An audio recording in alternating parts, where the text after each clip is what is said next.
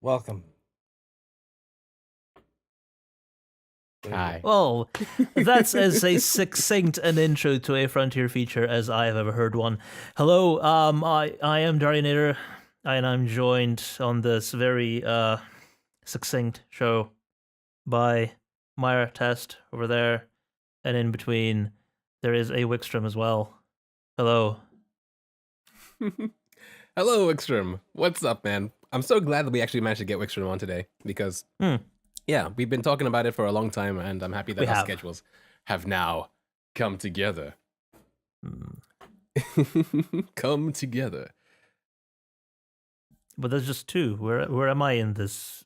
You can be half of my I'm fingers. I am the actual wave. You're the He's- way.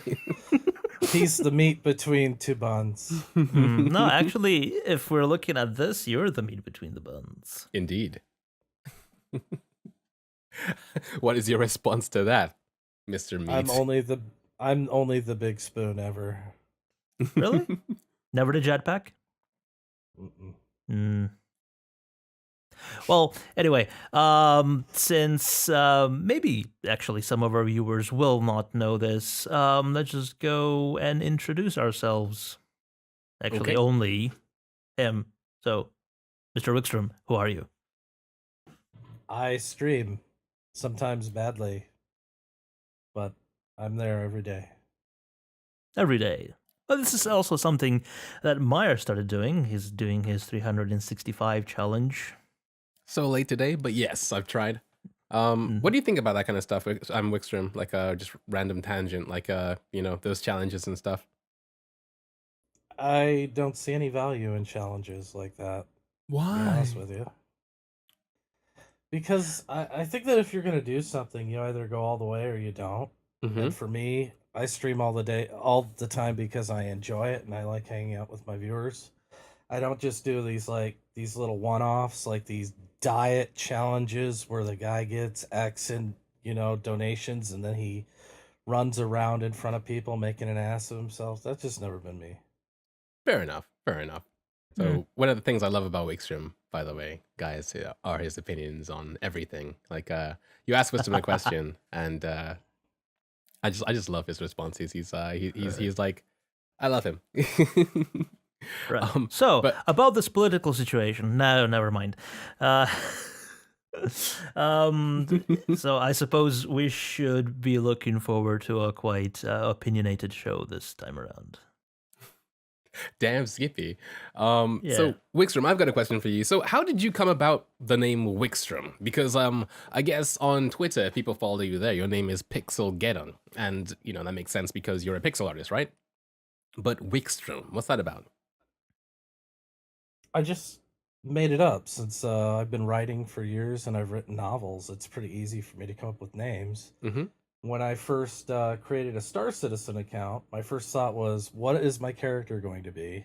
Mm. And I basically said, Wykstrom sounds cool. It sounds like a Star Wars name to me. So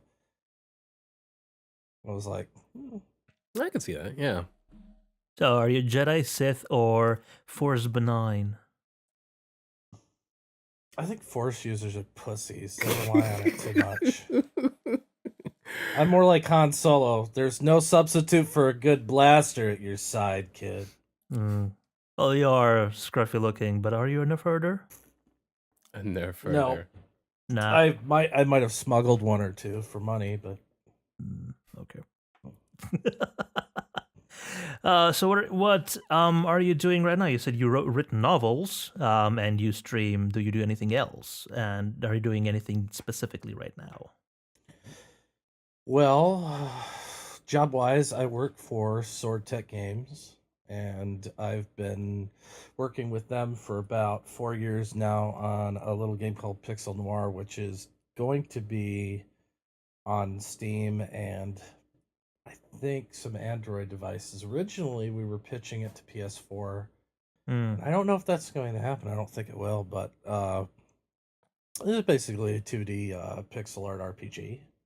Oh, cool. And I have a lot of fun working on projects that are games in concept that I would play. Those are the ones that I go after. So whenever anybody asks me like, "Hey, would you like to work on this project or whatever?" I think about, would I play this? Am I going to sit down and play this? And if the answer is yes, then I absolutely say yes. And then I put everything I can into it. If it's no, I don't take the job Mm. because, if it's like a game like Flappy Birds or Angry Bird shit or whatever, I'm not interested in working on stuff like that. I wouldn't play it.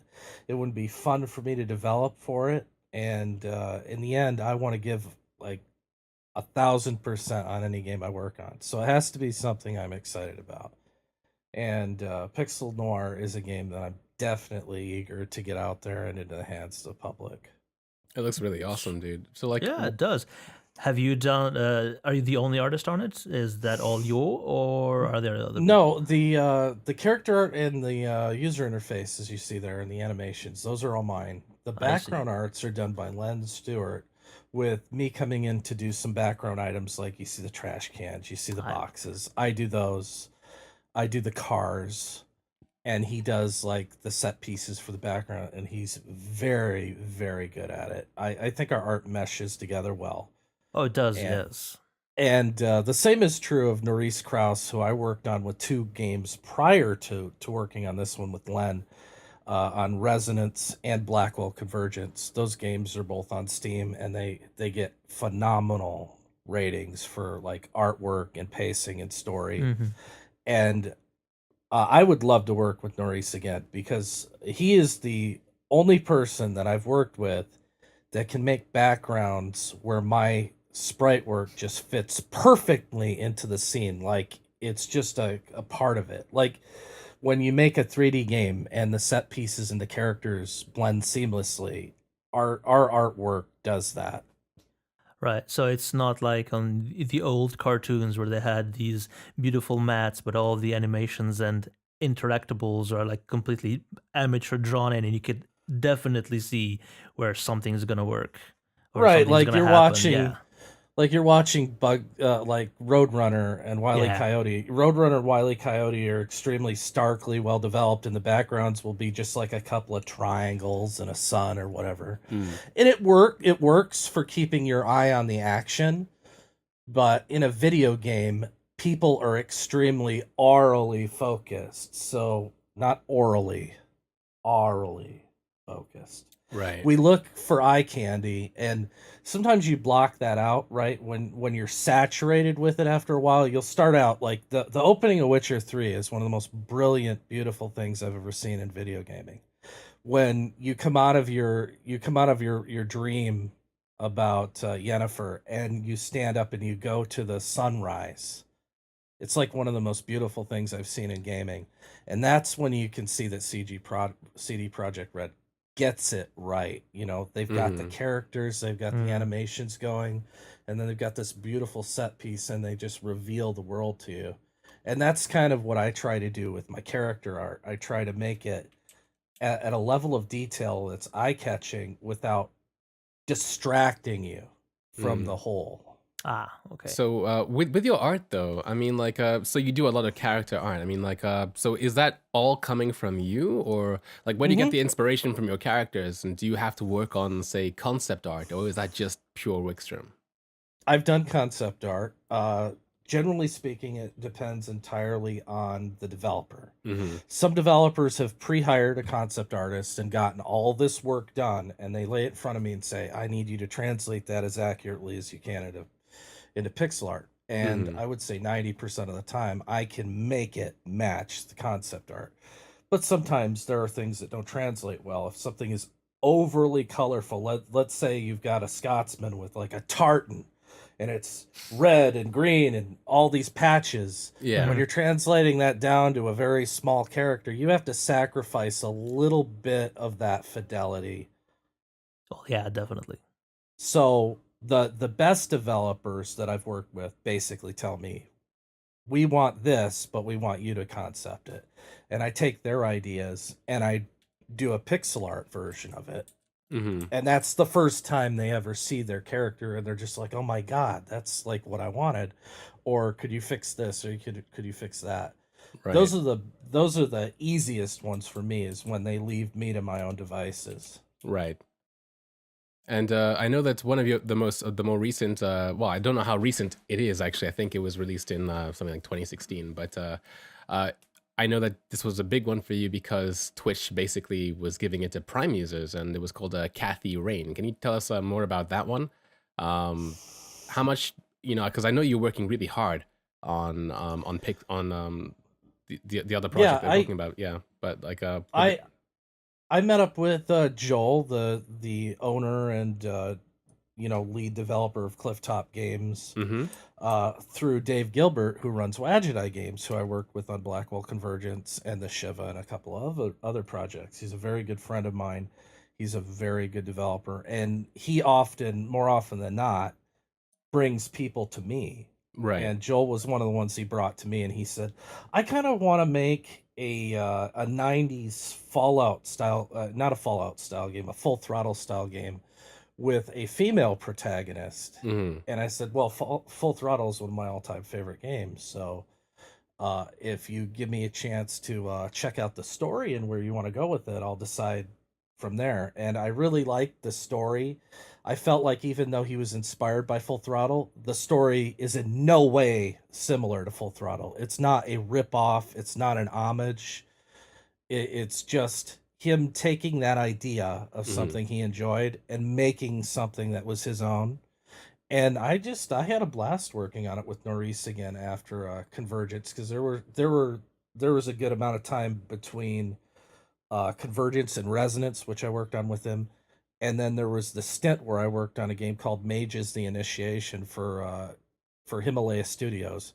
And anybody who's into adventure gaming knows those guys. They've made a ton of freeware remakes of games like Quest for Glory and King's Quest. Mm-hmm. So they started from doing remakes of classic games. And I worked with them for a while. And then when we got a chance to work together on Kathy Rain again, I highly recommended him to be the guy that would help make my artwork mesh well. Right. And that's probably my favorite animation in the whole game right there, the motorcycle that I did. It's pretty Mhm. awesome. So like how Yeah. much input did you have with that? So like I guessing I can see the Wykstrom, right? I see the bike, I see the character. You didn't do the backgrounds or foregrounds for it, did you? Or no? No, Mm. no, I didn't do those. Norris did all that. Mm-hmm. And initially, Joel had came to me and asked me if I if I had the time and the energy to do all the backgrounds and stuff, and I told him, no, there's really no way I could sit there and do all the character art and animations and the user interfaces, all the computers in the game you work with, Mm-hmm. and all the point and click stuff. I did all the inventory items and all that, and there's no way I could do all of that. But there's some really cool animations in the game, and the ones that are the most interesting are the ones I have the most fun doing. Not like just walk cycles, because that's in every game. Yeah. I do those. I could Mhm. do those while I'm half asleep at this point. Uh, you said you stream. Do you also stream yourself doing pixel art, or is it more gaming? Every so often there's this has been a main like point of contention for me for a while. I like to do creative art on stream, but there aren't a lot of people that want to come by and watch it when I do it. So I paid attention to my numbers when I stream it and when I don't, and it's like half to a third of what normal people come by. And since I do stream to hang out with people and chat with people, when I'm streaming creative, I kind of go completely into the zone of doing the artwork, and I'm not as communicative. And it bothers me that it's that way, but it has to be. It's like the creative process. Mm. I can't sit there. I can't sit there and draw and give my attention to that and give my full attention to the people in the channel too. So I don't. I'm not as comfortable doing that as I am just playing a game or something, because games don't require a lot of mental energy on my part. I could sit there and I could play Star Citizen and get blown up and then immediately look at chat and talk to somebody. Yeah. So And it happens often. so do you find that difficult, I suppose? I mean, like you have that I guess interesting kind of like a standpoint where you with Twitch we're kind of like split into I guess, three houses now. We have our gaming, we have creative, and I guess right now we have IRL as well. And creative kind of ties into IRL to some degree. What do you prefer more? Like, just, I mean, just gaming, or, I mean, you are extremely talented, you know, from all the stuff we've seen before and everything else. And I suppose the audiences are different. So that's why I suppose the numbers are different until you kind of like get that separate following, and you know, then you have It that was issue of balancing. well, as I've said to my chat bros, that's what I call my viewers. I just treat them like they're my friends Mm, because that's what I wanted when I streamed. Were friends with similar interests I could hang out with, because my friends that I grew up with all ended up getting married and they lost all interest in video gaming and all that. It's mm-hmm. not an uncommon thing to happen. You know, you'll get a couple people that are still Mm. playing D&D in the basement with their buddies at night, Yeah. pretending to be a level 10 wizard. And then their other buddies Pretending. are like, "Are you still doing that, you dork?" Yeah. And it was difficult for me to find people that were still into gaming, people that had any interest in game design and stuff like that. Mm-hmm. And when I found that on Twitch, my initial idea was that I was just going to stream whatever I had fun doing at the time. If I have fun playing Star Citizen, I will play Star Citizen for a while, and then I'll put it up for a poll what I should do next. If people want me to do creative, I'll do creative.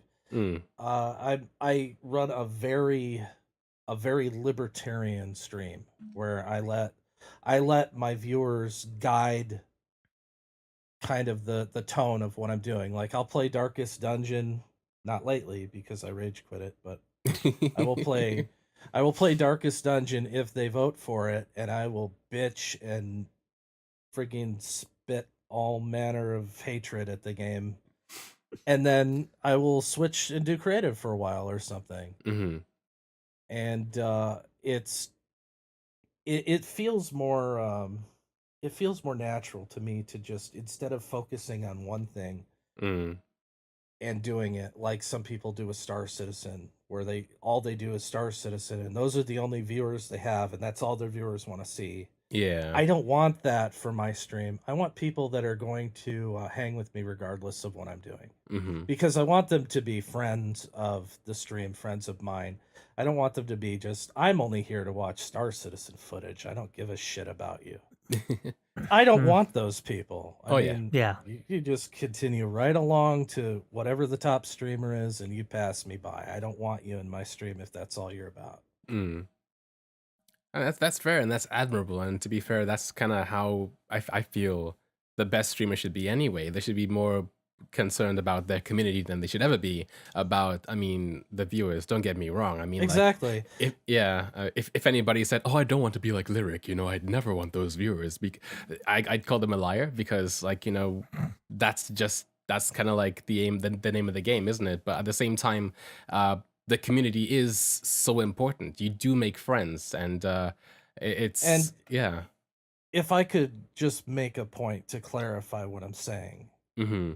I love Star Citizen. It was Tabletop Simulator was the first game I ever streamed, and I streamed that with Grackies. Yeah. Twitch.tv/Grackies. If you guys want to go check him out. Shout out. Yeah. All That was right. the first thing I streamed, and we played Cards Against Humanity, Mm-hmm. and we just had a hell of a good time, and we had like 5 viewers or something. Yeah. And after that, I started streaming Star Citizen pretty regularly because it was the game that was drawing people in at the time. Mm-hmm. And almost right away, I could see the lines being drawn in the sand, where people Yeah. were only coming to the channel for Star Citizen. And as soon as I switched games, it Mm-hmm. was like being a pariah. They would flee to WTFosaurus or Bad News Baron, like rats off a sinking ship. And instead of some people, and I know this is true, who are doing it today, instead of some people sticking to Star Citizen out of abject fear of losing viewerships, Mm-hmm. I said, I'm going to build around people who want to be around me for me and hang Mm-hmm. out with me for me. And all I've done since then is encouraged other streamers to do that. I've talked to a lot of streamers in test gaming and said, look, If you want to try to make a career out of just Star Citizen, it's going to fall apart when the game's released because then everybody's going to be streaming it. So you've got to distinguish yourself and stream all sorts of stuff that interests you, and in turn you'll draw people that are interested in stuff you're interested in. Hmm. Yeah, those are the kind of the I don't watch many streamers, but the few that I do are the ones that care about their community first and what they do on stream second. Yeah. And that's really all I care about is my chat bros. If I decide to get up and stream, it's thinking about, are we going to play GTA together? Because I think of every kind of co-op stream game that I enjoy that they enjoy. Hmm. GTA 5 is one of the most popular because I can bring in like loads of my chat bros into the stream. French Tickler, Asian Glow, Initialo. I mean, you guys know all these names because Oh they're yeah. all test regulars, and they're test regulars because they like test streamers and what we do. Mm. That as Mm. diverse as we are, Meyer still streams other games that he likes. You know, like you've been streaming. What is that one that I'm jealous that you have? Prey. Oh And yeah, you've been yeah. having fun with that. See, I want to get that. Good game. 'cause see, you made me want to play that. Yeah, Everybody but was it's telling Bioshock me, in space. people were telling me it was shit, and I was What? like, why is it shit? Hmm. Because it's like a bad FPS that's trying too hard. I'm like, I sat and watched Meyer. I'm like, it looks like a fun puzzle solving game that's more about how to get around problems than to just shoot them out of your way, right? Hmm. Right. Yeah. And it's also discovering the backstory, which is probably the biggest draw for me because I love a good story much more than photorealistic and spectacular graphics and immaculate gameplay. Me too.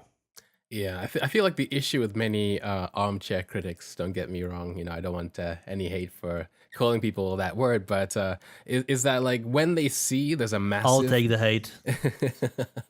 When they see there's a massive bandwagon towards a certain thing, say for instance Prey, which has been on the front page of Twitch for quite some time now. It's now dying down because all the big guys have finished their playthroughs. But people see that and they're like, yo, this is popular. This has to be crap because I know what I'm talking about. And you know, that's why I like streaming, you know, because you can kind of sway people's opinions. Like I had a friend who hopped onto my stream saying, Meyer, why are you playing Prey? You know it's crap. I'm like, why is it crap? He's like, well, because everybody likes it and people keep telling me to play it. And I'm like,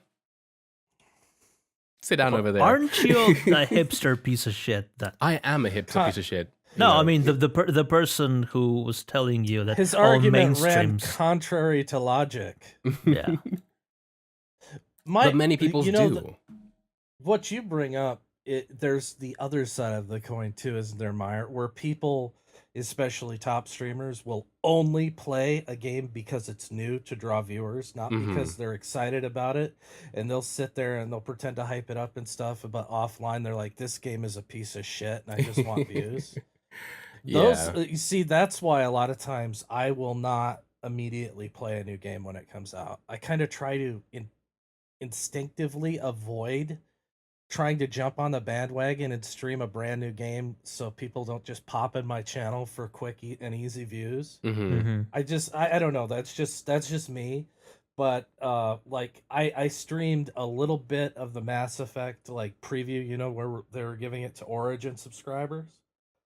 Yeah, yeah. And then after that I left off of it for a while and went back after the hype started to turn into hatred, like pure unadulterated poison. And then I came back and I shared my pure unadulterated poison with them for the games.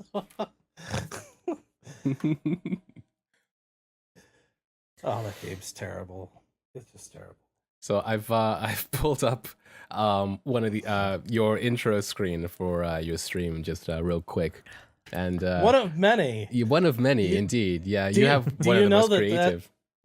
Do you know that intro stream changes just about weekly, where I like switch out photos? If you pull up like my last stream, now it's covered with like 80s starscapes and stuff. Yeah, yeah. But Yeah, I change it all the time. It's almost always got Zyla with a plate of nachos though, because those are follow his before favorite. Tyler eats all the nachos. Yeah. Yeah. It used to be follow before Ben eats all the popcorn. Right. And then I put Chris up there next to like a hot dog where he looks like he's sick to his stomach. And from there I just had to keep adding to it. And I'll Yeah. probably keep adding to it. Like I brought that up because like well one of the things that within the community that you're pretty popular for is because of like the things you do for the community, like not just your work for video games and stuff like that, or the stuff that people see you do in your stream, but you've been really awesome in helping the Star Citizen community at large with emotes. Like you know, you've had those ones up for some time, but like you've made some for myself, you've made some for like Detox TV. And you know, I just wanted to kind of like bring some light to that as well. Like you've done a lot of Spoiler alert, I've made more emotes for you by far than anybody else.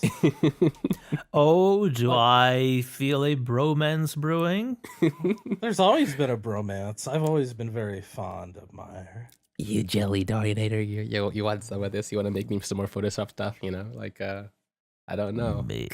Let's just push Darginator out of the frame there, and it's just you and me. Meyer. No, Just the two of us. But something that you've but done. it used to be just Meyer and me when it was just the two of us. Oh wow. But something that I've noticed that you've done and you've been doing for your stream for a while, and I'm seriously jealous about because I don't really have a creative bone in my body, is that like when I don't you believe that. I mean like I might do maybe if I don't know. I don't know. Well, we're refuse not to prove counting that. myself. We're not counting that Sunday where we met up. What happened then? What did I do with my bones? Well, see, when people say they don't have a creative bone in their body, this is a perfect point for me to bring in that I don't have any natural creative instincts. I was not the kid that grew up that could like just write on a paper and instantly draw a work of art. I used to be really horrible with artwork, and I spent years working on it because it was what I wanted to do. So Yeah. nothing I have was ever natural talent, and it was never given to me. So when people say that I'm an artist or whatever, I don't take them seriously because to me, a true artist is somebody who's got a natural gift for it, a natural knack for that, and I never had that. My brother could draw for Disney, and I'm not exaggerating. He was actually going to get an internship at Blue Studios in Arizona before that one 3D hybrid movie they did killed them. I Right. forget what it's called. The space one. You remember which one I'm talking about? Not on top of my head, no. The last movie Blue Studios did, which took place in space, it completely killed Blue Studios, and he couldn't get a job because they went out of business. I thought it was a decent movie, but it tanked hardcore. Well, there's a lot of decent movies that tank. It's just people are fickle, and fickle people will do what fickle people do. And yeah, did you know? Like, just for example, and to go off wild tangent, do you know how many? Do you know how many tickets Shia LaBeouf's latest movie sold on premiere? Three. One. It sold one on premiere, but 3 total in the UK, right? Yeah. And I heard it was utter dog shit anyway. And he's a total crackpot lunatic, so I don't feel bad. So maybe there is some reason there. Could have been a bad example. I think there is in his case, but yeah, he's a total nut job. Yeah. You know, he's waging a personal war against 4chan. So yeah, he's gonna lose. Yeah, it's because of all the weird, dumb performance art he's done that seemed completely ridiculous, like Just Do It. And when people made a meme, he got extremely offended because to him it was serious business for him. It wasn't a joke. And I'm like, dude, you are unhinged. So, we better make sure Shia doesn't see Chris Roberts doing that thing on stage. Yeah, no Just Do It, no Pepe Whiz, none of that. He hates Pepe. He hates Pepe as well. Mm. Why am I not surprised? There was Did you guys see his his street performance art thing that he was doing for a month, where he had a camera set up and there's like, "We will not be divided. We will not be divided." He kept doing it in front of a camera, and a guy kept going behind him with a Pepe Wiz picture, and Oh, he was really? like going after the guy. But Oh, that wow. that just goes against everything he's preaching. It's dividing people who love Pepe and hate Pepe.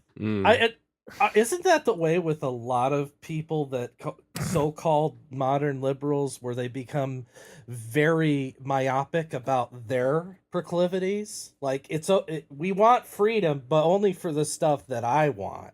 Other Mhm. than that, screw you. Gee, Wykstrom, I don't know. I don't talk much about politics here on my stream. So, Yeah, well, how do we get political all of a sudden? I talk about everything in my stream. Yeah. Anyway, I was trying to get back to Star Citizen because this is basically a Star Citizen centered podcast. At least it's supposed to be. Like I'm trying.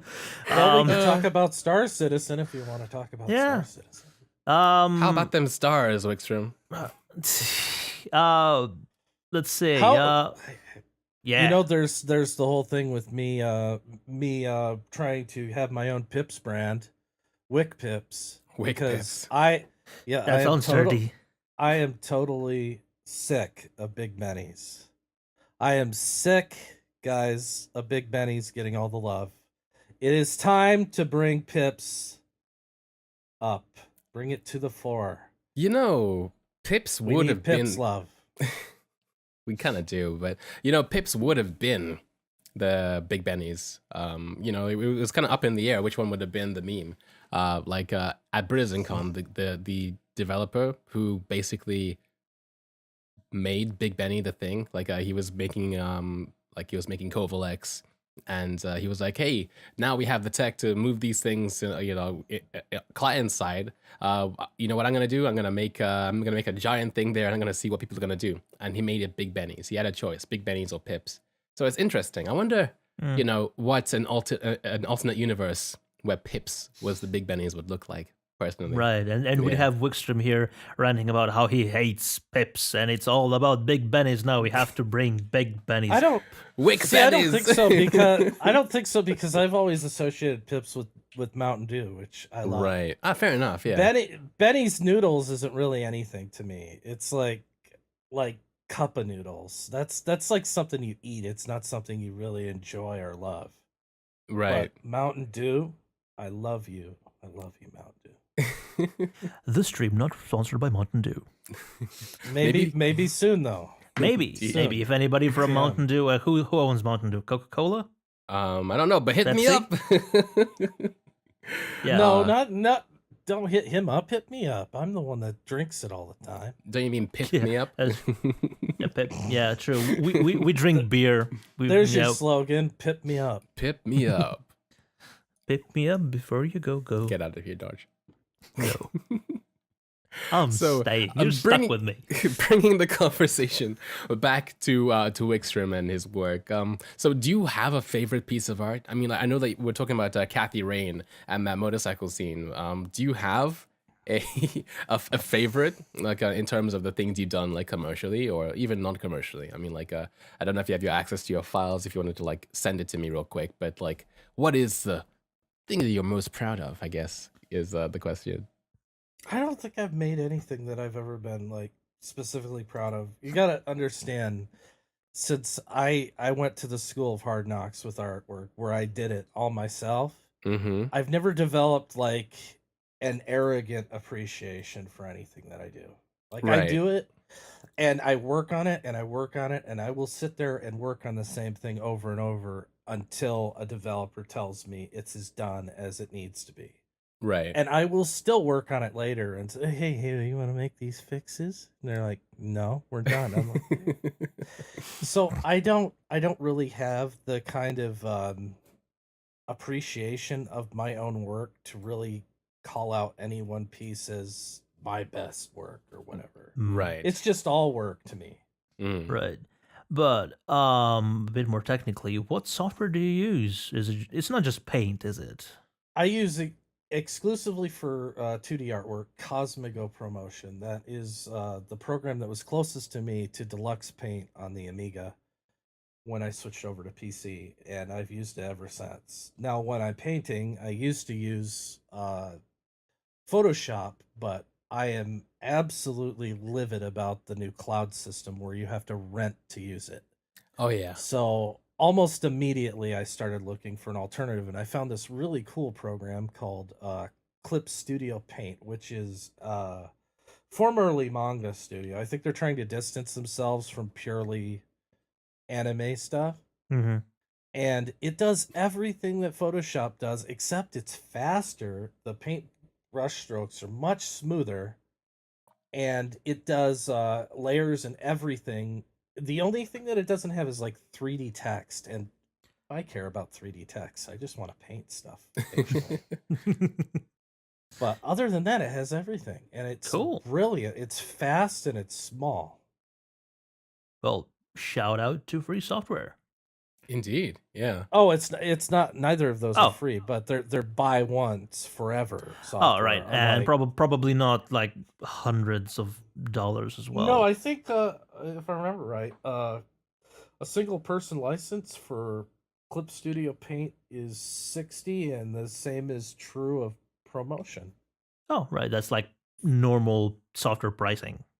Very affordable if it's like something you want to do commercially. When you look at a lot of commercial artwork and art programs, like look at 3D Studio Max, you're in the upper hundreds. Yeah. Like in my job, I use a CAD program called Creo, used to be called Pro Engineer, and every year just for the license we pay several thousand. Right. Several thousand for a year? I mean, Several thousand, yes. I guess that's the price you pay for professional technology and stuff like that, right? Yep.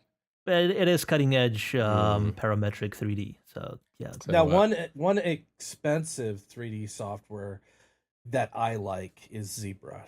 ZBrush is amazing. Right. ZBrush is the closest to natural, like artwork for And- 3D that I yeah. can imagine. Like going from a pixel artist where I do everything one dot at a time, Mhm. being able to sculpt it with the mouse is the closest to that experience for me. The only thing is that the old version that I had way back when, it was so unstable, I kept losing work, so I took a huge break from it. Mm. And now I'm just trying to get back into it again, and I need a tutor. Right, well, we did see it what they're on- doing. Well, maybe Jeremiah Lee. He's Teach a me, patron of Jeremiah. our. Teach me your ways. He's a patron of our channel. He's a follower of Meyer. Maybe not officially on Twitch, but in spirit at least. And we Now- did see ZBrush in a recent ATV, or at least not ATV. Well, also ATV, but in a happy hour where several characters were created in ZBrush. I do have one ZBrush thing I made that I could share with you guys. I fully modeled my channel mascot Pumpkino, and then I went and added like a manual texture, and I did like a default color. I didn't like go all the way and go into full texturing or animation or any of that in there because I'm not very good with it. But I can send you my Pumpkino render if you want to. So, people may not know exactly what this Pumpkino character is. I mean, patrons of your channel may have seen the pumpkin emote in chat and stuff. But where did this come about? This the mascot, like the myth, the Well, legend. Where did Pumpkino I- like stem from? Stem from. You want the long story or the short story? Yo, Yes. this is your time to shine, dude. So do whatever you want, man. Okay. Like, Okay, I love Halloween. It's my favorite holiday. I mean, I enjoy Christmas because of not the monetary aspect or the greedy aspect, but mhm. the bright lights and people at least attempting to be kind to each other. Yeah. But Halloween's a whole other thing because I grew up watching horror movies and stuff, and it constantly triggers the nostalgia button in me whenever Halloween comes around. Like I get the autumn coolness and the flowing of the leaves and the Mhm. oranges. It just triggers something and makes me feel like I'm young again. And Right. so I got this giant polystyrene pumpkin, and I carved it because I wanted something that wouldn't rot every season. Right. And so I put him behind me where he is right now. He always is there. And when I first started Hi. streaming, people kept saying, why do you have a pumpkin behind you? It's not Halloween. And I'm just like, that's Pumpkino. He's just there. He's always there. And then when Halloween came along, the first Halloween in my stream, I think that was 2014. I'll be at my third year streaming July. So Oh, I think it nice. was 2014 July. I did a big Halloween stream where I converted everything to like Halloween themed and that, and I put lights in him, and I basically said he is now like basically presiding over all the giveaways in the channel. So now he's like the patron saint of giveaways in my channel. Right. Aw. That's cool. You know, the first time I saw it, I was like, okay, that's awesome. It's Halloween, I guess. Like there's a pumpkin. But then Yeah. I was like, oh, so It didn't go away. It's like, why is it not rotting? And I didn't want to be that guy who asked that question. So I just kind of like, I stayed quiet, and I just like, I'd come by and see, it's that damn pumpkin again, and it's still not shriveling. And I kind of got creeped out by it. I didn't know until today it was paper mache or polystyrene. I just thought like it was voodooed up or something. But that's cool. That's awesome. Yeah, he's built to last. Maybe not his teeth, because what happened was the polystyrene is only about half an inch thick. Mm-hmm. And I bought these like glow in the dark teeth that have like the screw tips on them to go into real pumpkins. Mm-hmm. And a couple of them kind of tore through the edge. So every once in a while, a tooth will just flop out. He's losing all his teeth, but he's He's fine. getting old. He's getting he's on, getting he's getting long in the tooth, as they say, but he's still around. He's getting unscrewed in the tooth. Oh, Indeed. oh, great. Well, bring up this Z-brushed pumpkino. I'm I'm looking excited for to see it him. right now. Okay, but I in the thought it was in meantime, my Twitter, but I can't find it. No, I while cleaned your while Twitter we out, wait, man. just a tangent question: Are you probably aren't allowed to stream actual Pixel Noir stuff, right? I am Like, absolutely allowed to stream. You that. are. Oh, Yep. sexy. I've done a few streams where I've worked on Pixel Noir related stuff. Mm-hmm. The vehicles that you guys may have hopped in and seen me draw once in a while, right. those are Yes. vehicles right for Pixel Noir. Most lately, I've been working on an ambulance, a wambulance. A lambulance. But A wambulance. right. yeah, wambulance. Mhm. And yeah, I talked it over with them beforehand, and I said I think it would be great for Pixel Noir for us to like step up and say we're not afraid to show the development process of what we do and stuff. And it's funny because it's like when CIG started doing it, I'm like, Yeah. they I mean- they get it. Yeah, they Yeah. get it. Yeah, and maybe if we have any CIG personnel watching, maybe they could take the initiative and start doing that more often. But don't they? Uh, Isn't that which- what happy hour is? I Well, mean, yes, like, come but, on, no, Darch. but- Come on. Well, I'm not saying like officially on the Star Citizen channel, but a lot of these people do have their own personal Twitch accounts. Mm. Maybe and- they could do something there. And there's at least one person I know of who does work at CIG and occasionally does creative stuff, but it's not CIG related stuff. Right. Okay. Adam Parker. Name Name Oh, he drop. does, he does, yeah. miniatures. Yeah. Shout out to And, Parker Paints. I helped him get his stream started, and I watch him whenever I happen to see him do that because I think it's pretty cool. I wish he would like paint some stuff for me. I mean, yeah. I mean, why not? Maybe a You know, miniature pumpkino. Yeah, if it's the weekend and it's not in company time, so people can't like go, oh my god, this employee at CIG is spending paid time to hang out with people and do stuff. But it's kind of cool how you're able to like almost kind of be the community manager in a way for Pixel Noir, which may not necessarily need one, but it's a really good way of reaching out. I mean, I'm for one interested in that game because I've seen your art for it, and I know it's gonna be a really awesome game simply because of the art,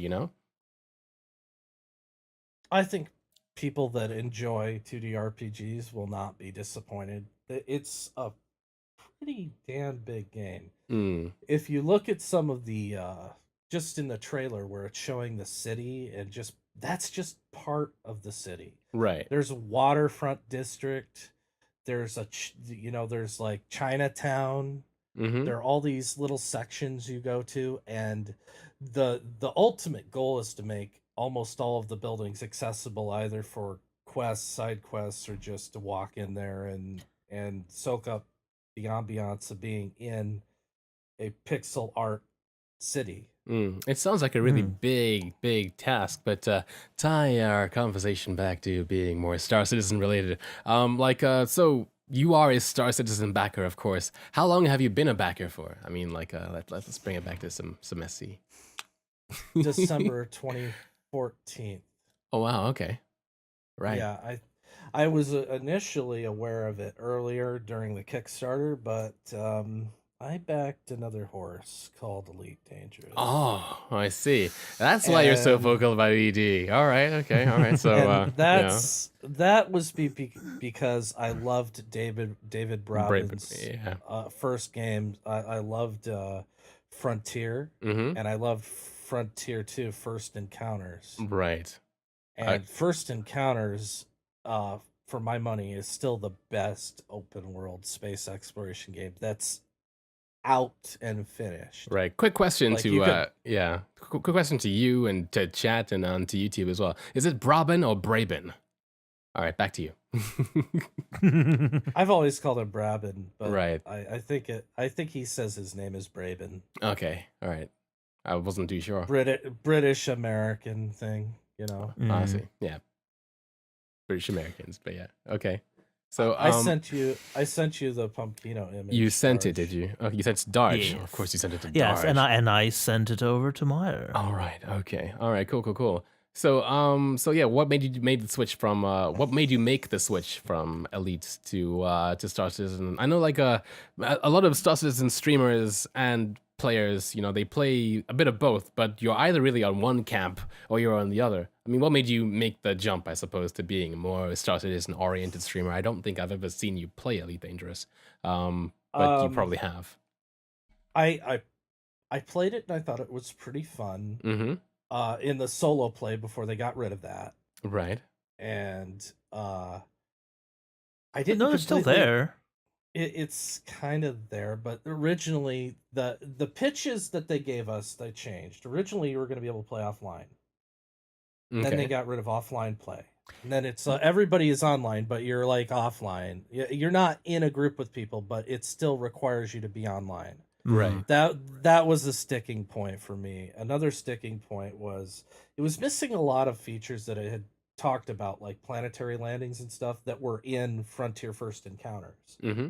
And then they started saying, "Well, we're going to release DLC for that." And the more content they decided to monetize that I considered necessary gameplay for me to feel that the game was complete, the more disenchanted I got with it. Mm-hmm. And by the time when New Horizons was announced, I had already paid for the $75 premium beta. And I was like, you want me to pay another $25 to land on a fucking moon? Just to land on it. Oh man. And then next season pay more money for them to build it up into cities and stuff. I'm like, are you kidding me? And then you look at Star Citizen and it's like, just buy a ship and you've got the whole game. Buy any ship you want, you've got the whole game as long as it's a package. Right. I looked at the two of those and I was like, you know what? Elite Dangerous is made by a bunch of greedy pricks, and Star Citizen is made by people that want you to actually play their game. Right. And So, who I'm actually gonna go ended to up Star making Citizen. more money? Exactly. I mean, And the weird part is that not only was Elite like privately funded through companies, like they had a publisher, but they were also partially crowdfunded, right. which a lot of people don't realize. They were partially crowdfunded. And I think they just destroyed all their credibility with people like me who were like, okay, we've got a company on one hand that's really going out of their way to satisfy the customer, and you guys that are just being absolutely greedy about everything. Right. And I said, And they here call or here. Star Citizen the scam. Yeah, I know. I don't think Elite Dangerous is a scam, and I No. think there's stuff to be It's a money grab, enjoyed. though. I think their DLC is a money grab. Absolutely. If they wanted to sell ships, I'd say go ahead, sell ships, sell them all day. Which But they do. Don't don't sell me the ability or not the ability to land on a planet. That is necessary gameplay in a space adventure game. Right. Don't cut gameplay and put it behind a paywall. You can cut ships because I could get the ship in game, right? Mm-hmm. Like you can in Star Citizen when it comes out.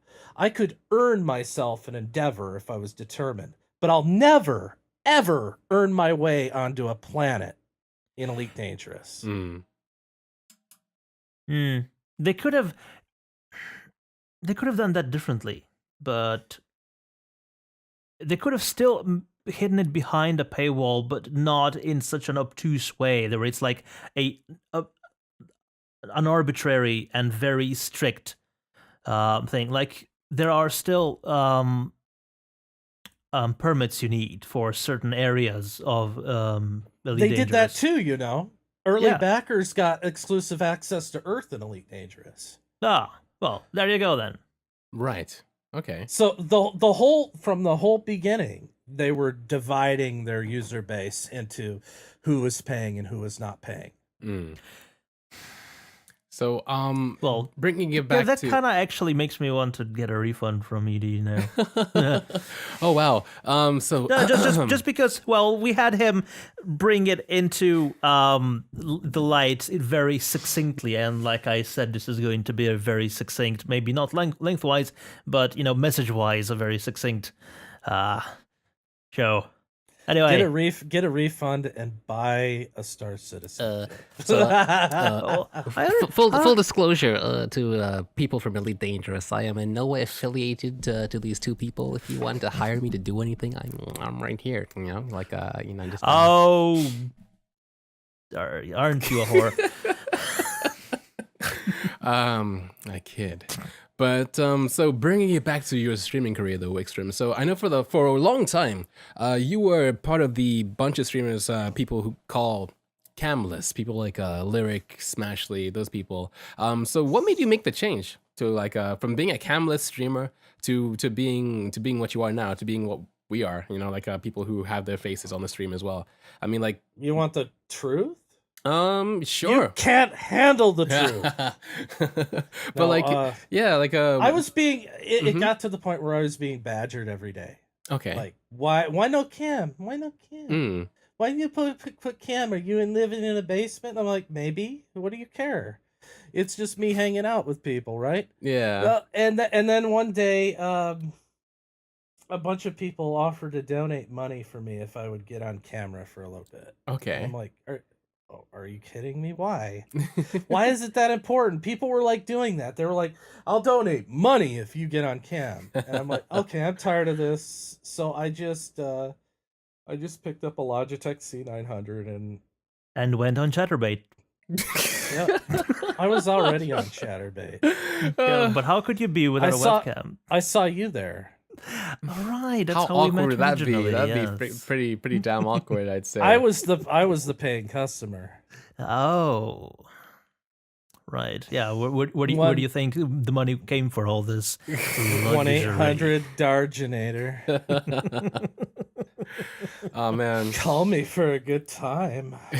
But I kind of feel like, I don't know, when I first started, for the first couple days, I was camless as well, and then that was a decision that I had made.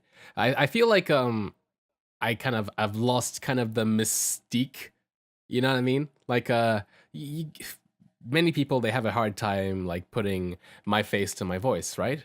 So like I kind of had that going for me, people just didn't know who I was, and I kind of like that.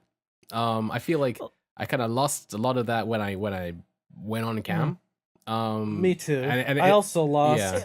But that it does sense. make you a lot more approachable, and it actually creates a bit bigger connection with your audience, with your community, and since both of you are community first, I think that actually did help you a lot in that regard. It took me a long time to be relaxed when I was on camera.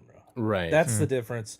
When I was just talking to people and playing games, I was like relaxed right away because I could just be myself. And that when I was on camera and realizing that everybody was seeing me and responding to me, a lot of them being douchebags, Right. it took a while for me to like relax and just say, you know what, it doesn't matter whether they see me or not. It really doesn't.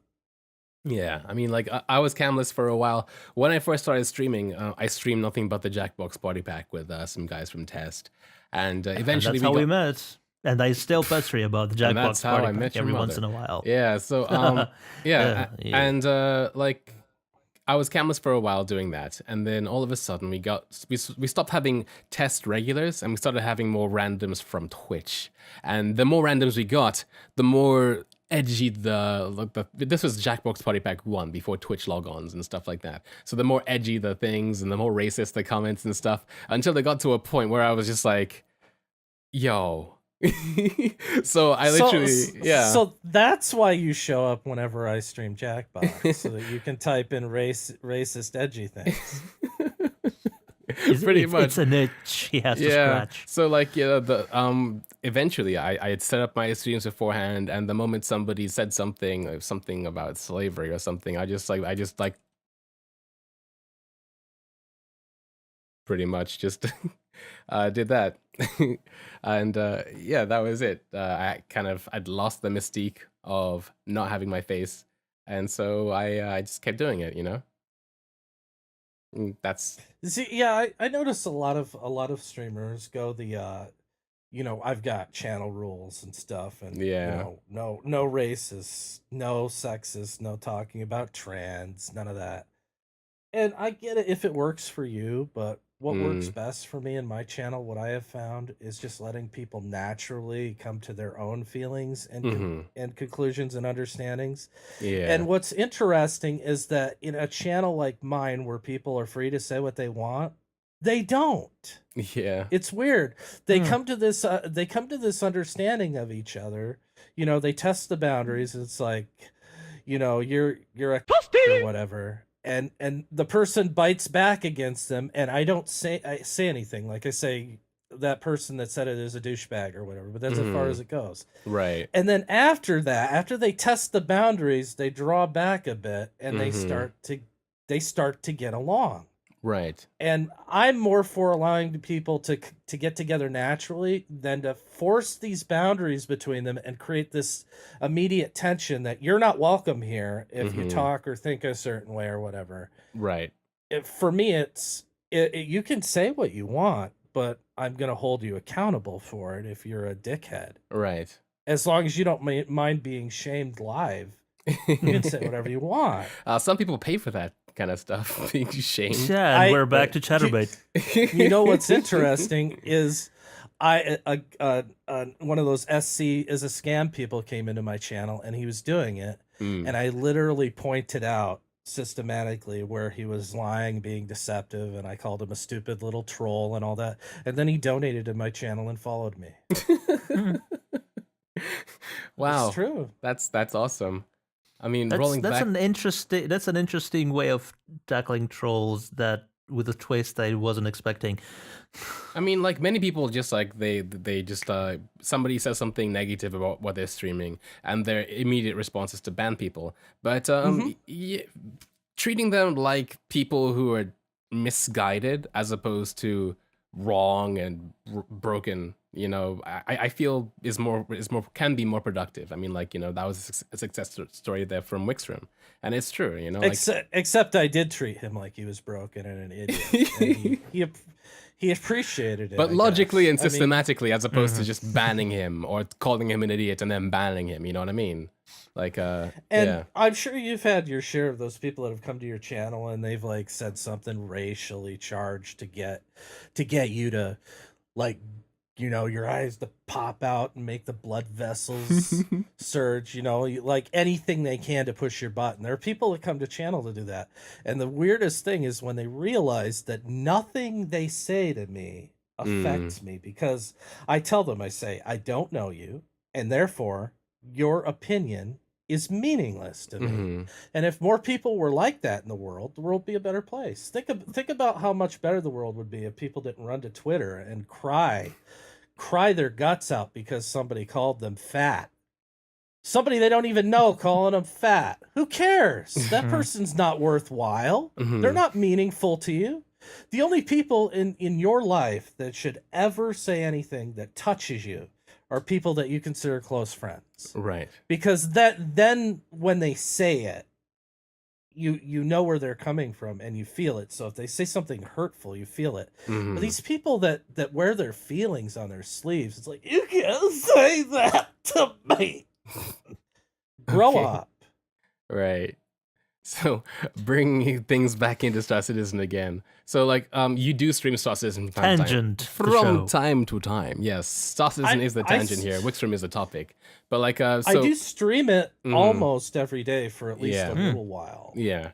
So like what is your favorite thing to do? I mean, like I know many people have their thing to do. Like look at Tex, for instance, he streams like, exclusively like FPS. You have Captain Richard who's like, he spends an hour sitting in the hangar talking to chat. Like, okay. Okay, what you're asking me right now is going to be the part where I have to be extremely critical of Star Citizen. Of course. It is an alpha. Go on. Yeah. I have to be extremely critical because there isn't really anything for me in Star Citizen right now. I am, at my heart, an explorer and a discoverer. I see myself as kind of like, I want to be a space Captain Kirk. I want to explore strange new worlds, have sex with green women, go planet side and get into a fist fight. I want to have the adventure exploration aspect, and none of that exists right now in Star Citizen. Right. Even though it was the most voted for of all the gameplay elements in their giant poll they did. It was like, what? They had 6,500, 7,000 people vote, and it was 60% for exploration and then 40% all other. But the focus is still purely on fighters killing each other, either in arenas or in space or through quests. Because None that's of that- the easy thing to do that's already done. And now they're working on the planets and the moons and the procedural systems where you can just land anywhere and discover it.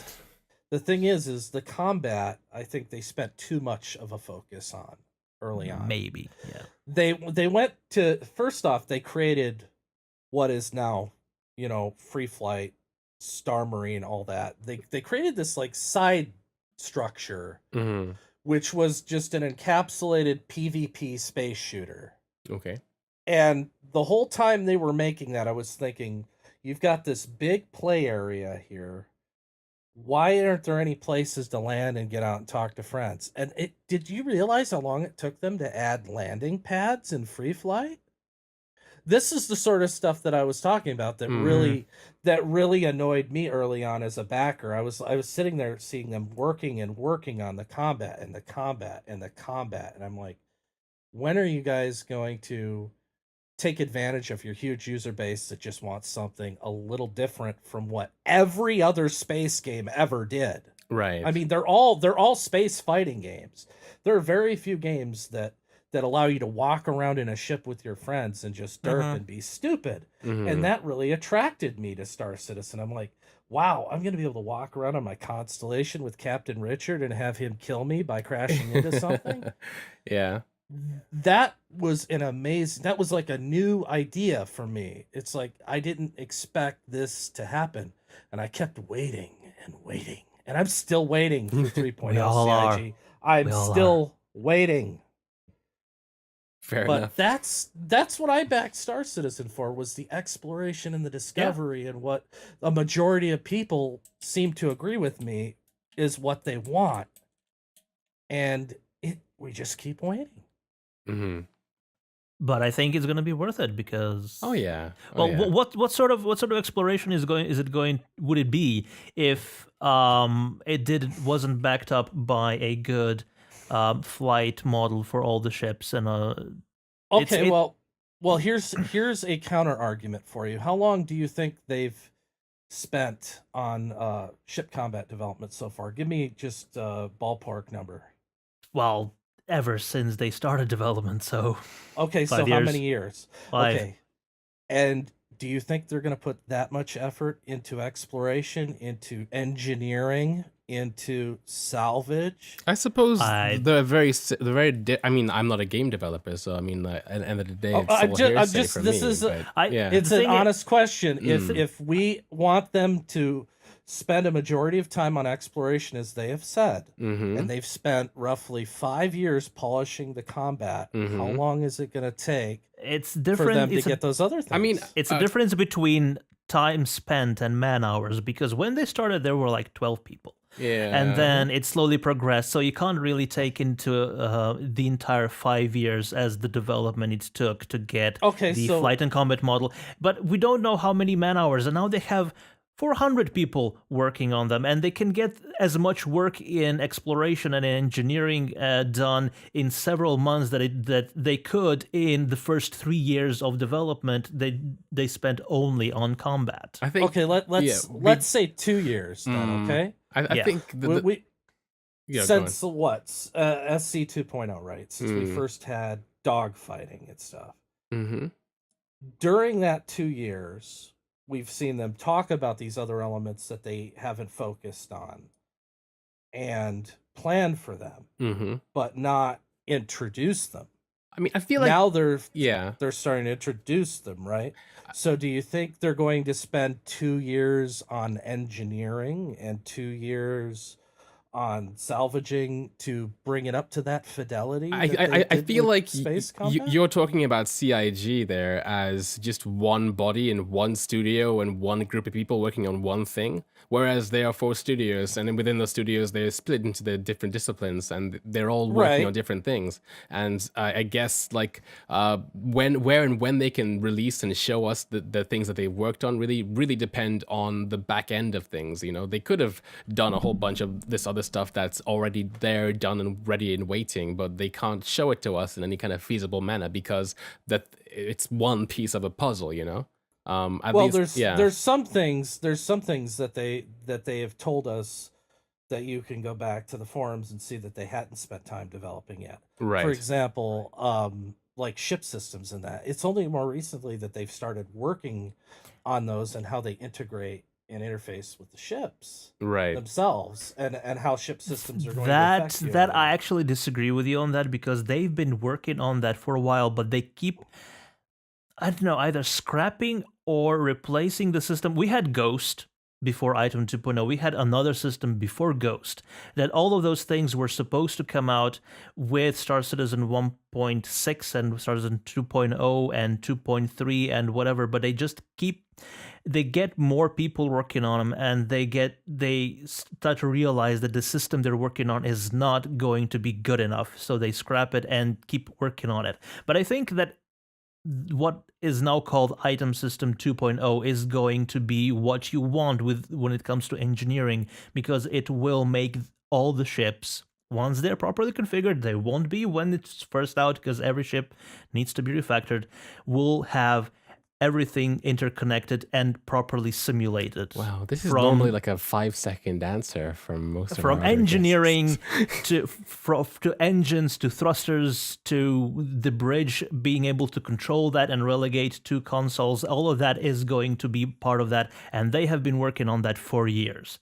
They have. Right, and as a game developer, the way I have approached game design, both as a developer and somebody who's worked with developers, normally the ground rules are laid before you focus on something like combat mechanics. It's more of a holistic approach, not a we're going to do this one thing, then we're going to do this thing, then we're going to go back to this thing, then we're going to redo this thing. And you're right, they do redo things a lot. Look at what used to be grabby hands and what Yeah. they've been showing us lately. It looks like they've changed the nature of it somewhat. Like it showed the hands going into the containers and picking stuff out of the containers. It doesn't seem to work quite the same anymore. And I just want to address one thing Wolfman said. He talks about setting the foundation before you build a house. My answer is, do you want the foundation to be built on space combat, or do you want the foundation to be built on exploration and discovery? I want the foundation to be built on exploration and discovery with That combat is- as an aside. I mean, I feel like exploration. Problem is, Go on. when it comes to the entire foundation, is they weren't expecting to build a mansion. They were thinking of maybe putting up a tent, and that tent was space combat.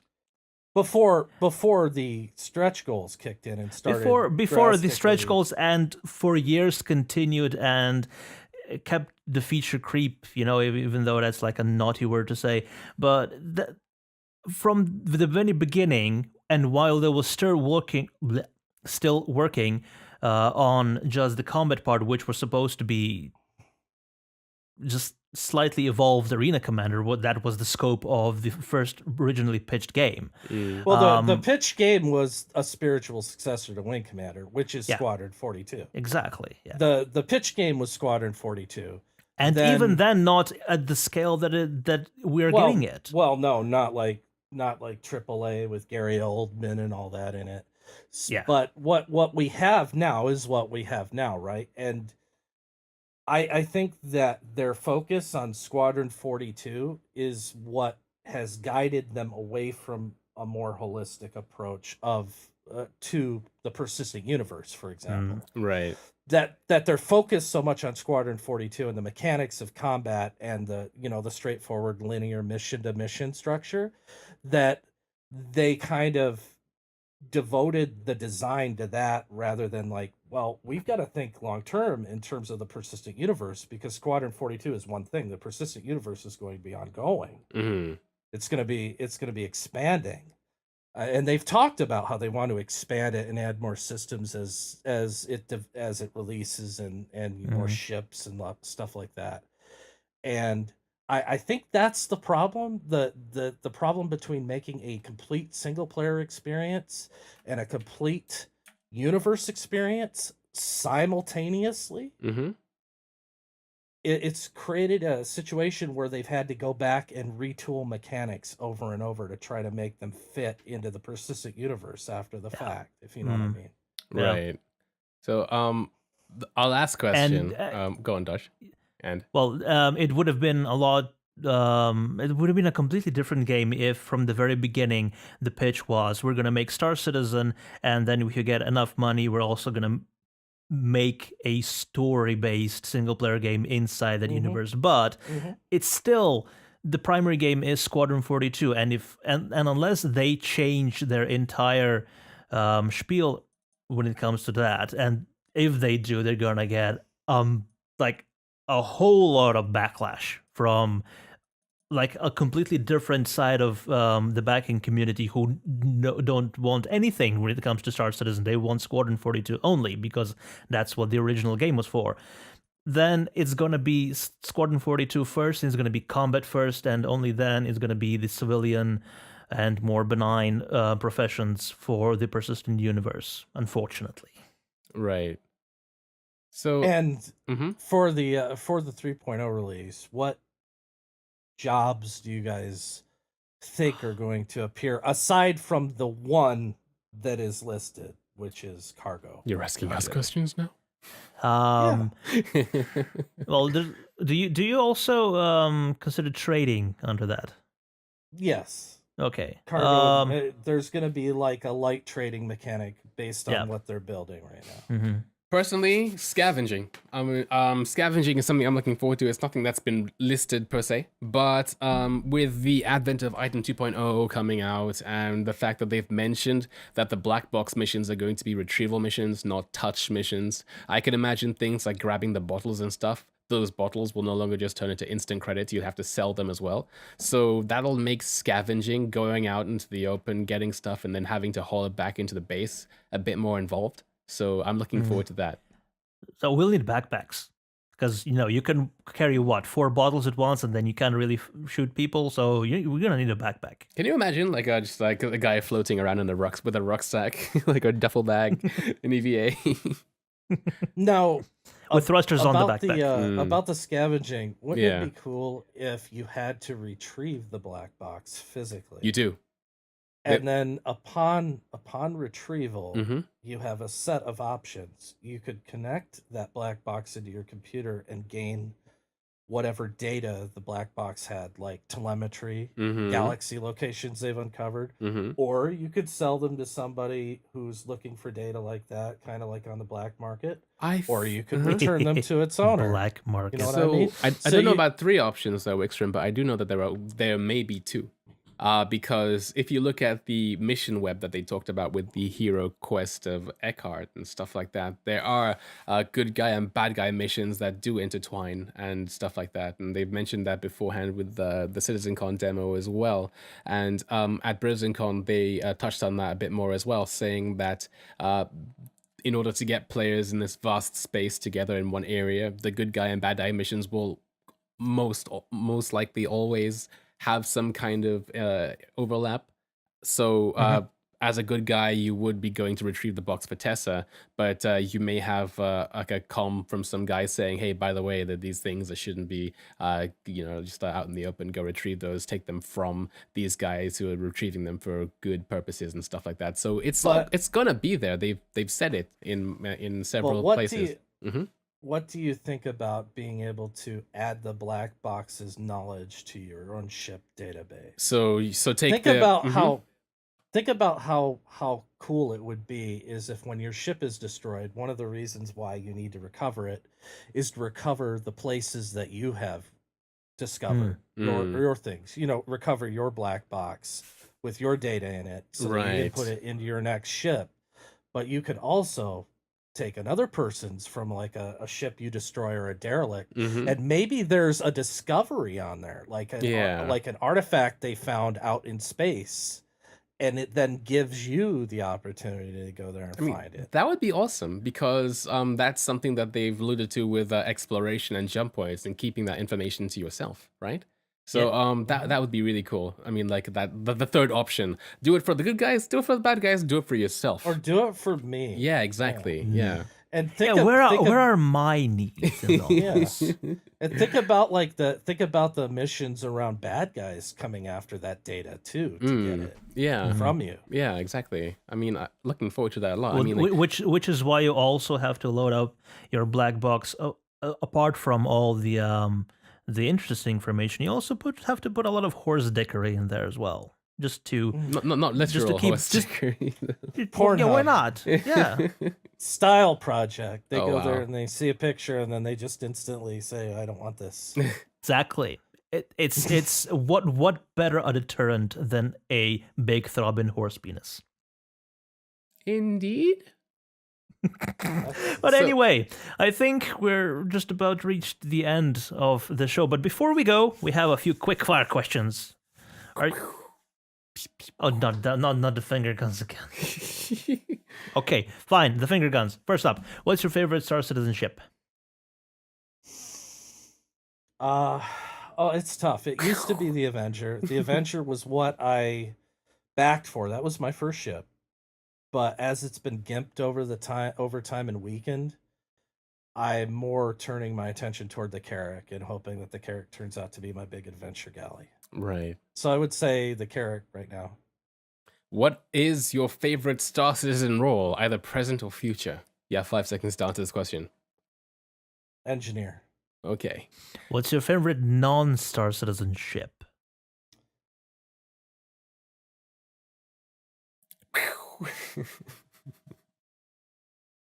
I don't know, Millennium Falcon. All right. Oh, I think I already know the answer to one of the next questions, but okay, go ahead, Meyer. Xi'an or Teverin? Tavarin. Okay. Sandworm or space whale? Neither. They're both weird. Obi-Wan or Malcolm Reynolds? No. In fact, no. What? Han Solo or Malcolm Reynolds? Han Solo. I like Malcolm Reynolds, okay, but he was clearly just a Joss Whedon homage to Han Solo. So. And lastly, where can we find you online? You can find me at Twitch TV /Wykstrom and Twitter /Pixelgeddon. Excellent. Anyway, this has been yet another Frontier feature, this time with the Wykstrom himself, Pixelgeddon. love you. Thank you. Yes. I never thought I'd hear those words from you. Thank you so much for watching. No. Thank you so much for watching on Twitch and on YouTube. I have been Darinator. Over there on the other side has been Meyer. And in between, Wykstrom has been said before. And we'll see you in the verse. Maybe.